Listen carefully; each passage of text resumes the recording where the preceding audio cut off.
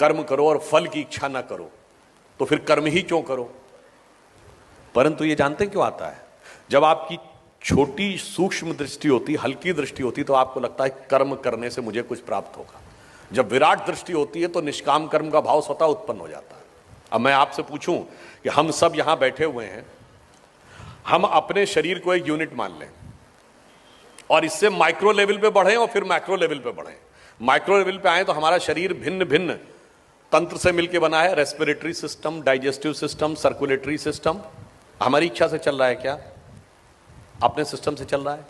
हमारे शरीर के जितने तंत्र भिन्न भिन्न अंगों से बने, हार्ट, लिवर, किडनी, हमारी इच्छा से चल रहे हैं क्या?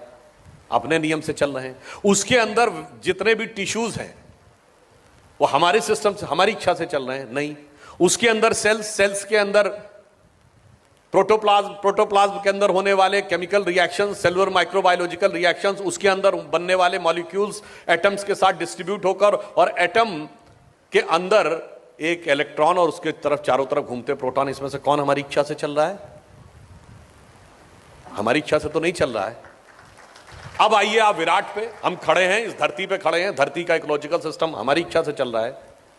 धरती अपनी एक्सिस पे घूम रही है, वो सूर्य के चारों तरफ घूम रही है, सूर्य गैलेक्सी मिल्की वे उसके सेंटर पे घूम रहा है, बिग बैंग तक आप मल्टी यूनिवर्स तक चले जाइए, हमारी इच्छा से है क्या? नहीं। तो इसका अर्थ क्या हुआ?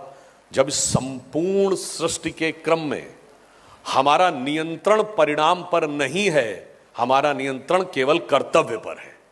इसलिए जिस भी स्थान पर जो भी भूमिका ईश्वर ने दी है, यदि आप इस विराट सत्य को समझ पाएंगे तो आपके मन में स्वतः निष्काम कर्म का भाव उत्पन्न हो जाएगा कि मुझे अपना कर्तव्य करना है, बाकी इस विराट सृष्टि क्रम को चलाने वाला ईश्वर स्वतः हमें उसका उपयुक्त फल देगा।